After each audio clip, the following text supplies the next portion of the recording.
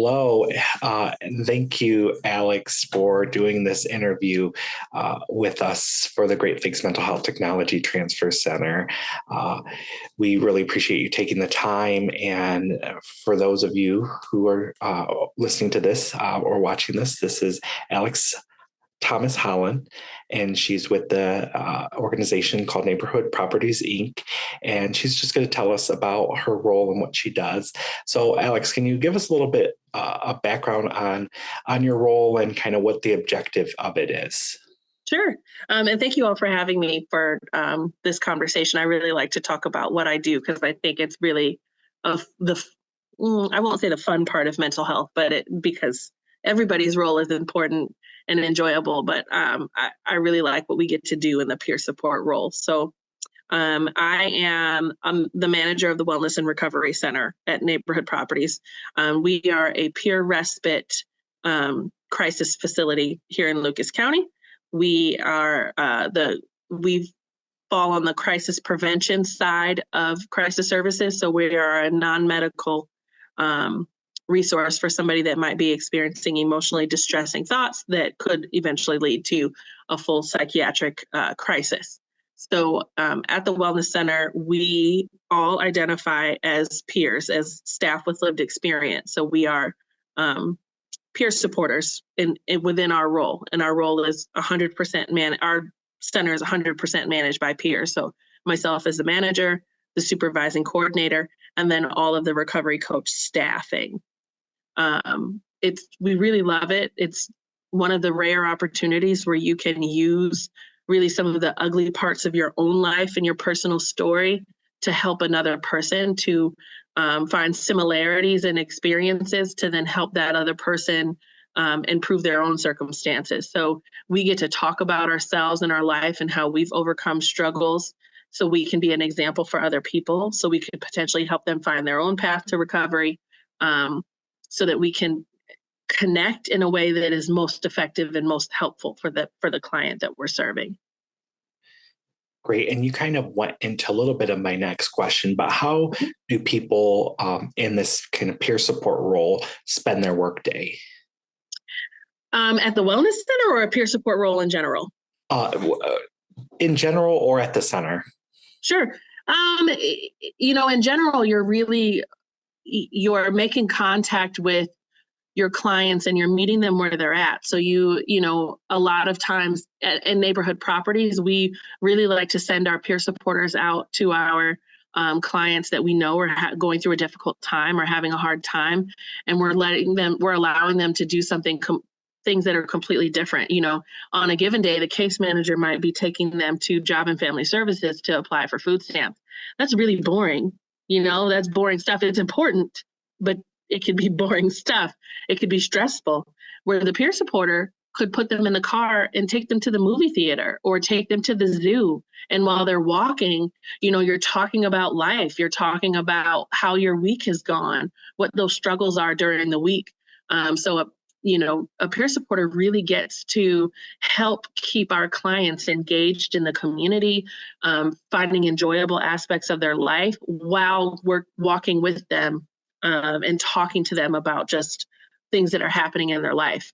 At the Wellness Center, it's very similar. So we're a residential facility. So in any given day, a peer supporter is kind of out in our main area waiting for our guests to, wake up for the day. We're cooking them meals. Sometimes we can cook meals together. We're sitting down and playing games with them, or just kind of having a real one-on-one conversation over coffee with them, or let's put on a really good movie that we might enjoy, and then afterwards go out for a walk. We really get to connect with people and give them a different experience while still centering their emotional and mental well-being, but we're doing it from a different angle. Their emotional and mental well-being is still front and center. We still find ways. So if we're going to go to the zoo, while we're walking around and enjoying the animals, we may be talking about, how is your day going? What are you feeling? Are you a little anxious at the moment? What's going on that's making you a little anxious? Let's see if we can find a way to cope with that, that kind of thing. Great.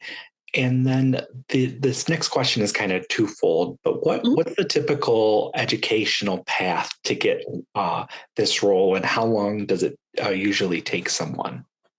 So at Neighborhood Properties, we ask that somebody has a high school diploma or a GED. And then, there is a certification to be a peer supporter, which I find to be incredibly important. It's not a requirement to be a peer supporter in some areas of our state, but sometimes it depends on funding, but the certification of a peer supporter is incredibly important because it really does teach you how to use your personal story to help another person. Because again, we're not the focus, but we do share information about ourselves that's important to learn how to do correctly in a way that's most effective for another person. That certification course, I would say it's about 80 hours. You have your 40 hours of online training and your 40 hours of course training. And it does require you to do an application. You get approved through the state, and then you have continuing education credits that you do throughout the year. So I really like the opportunity for people to receive that certification because it gives them ownership of what they're doing and their role. And there's also that continuing opportunity to keep learning and keep doing better and keep improving. And on top of that, at the Wellness Center, we do a decent amount of on-the-job training as well. So when we're hiring someone, we have at least 2 weeks of time where you're shadowing with another employee that's more seasoned, and you're kind of learning the day-to-day functions, the things that may happen in the center during the day. You're really seeing those happen in real time compared to going through like a manual. Obviously we have policies and procedures that we want people to study, learn, and know. But there's also a value in getting that hands-on experience. So, the peer certification training, certified peer supporter training is incredibly important. We do also love to support that with other trainings like mental health first aid, QPR, which is suicide prevention as well. Those are all trainings that someone can do within one day. And then chemical dependency counselor training also. Yeah, those are the things that we really think make a well-rounded peer supporter. Great. And what would you say are some of the kind of the unique perks of being a peer supporter? Really, sometimes we as individuals go through life, whether we're in the workplace or in social settings, and you never really get to talk or celebrate the things that you've overcome. And I think being a peer supporter is a true representation of that. You're a peer supporter because you may have a mental health diagnosis. You may be a survivor of trauma. You may be in recovery from substance use disorder.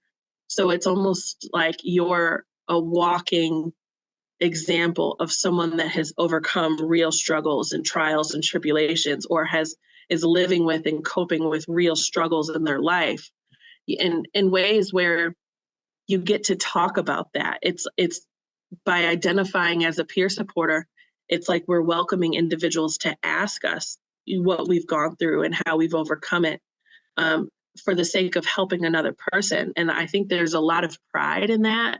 And there's a lot of value in that. I wish we saw more people. You don't have to work as a peer supporter to get the peer support certification. I would love to see more people that maybe aren't even in the peer supporting role receive a certification as a certified peer supporter and use that when it's necessary. Because it really is a great opportunity to show pride in yourself, be examples to other people, and again, be a representation of someone that is willing to talk to you, that is willing to help you improve your life. That's just really incredible. Thank you for sharing that and giving us perspective on this peer support role. Alex, I just want to thank you again for taking the time to do this interview and giving us insight into what it's like to be a peer supporter.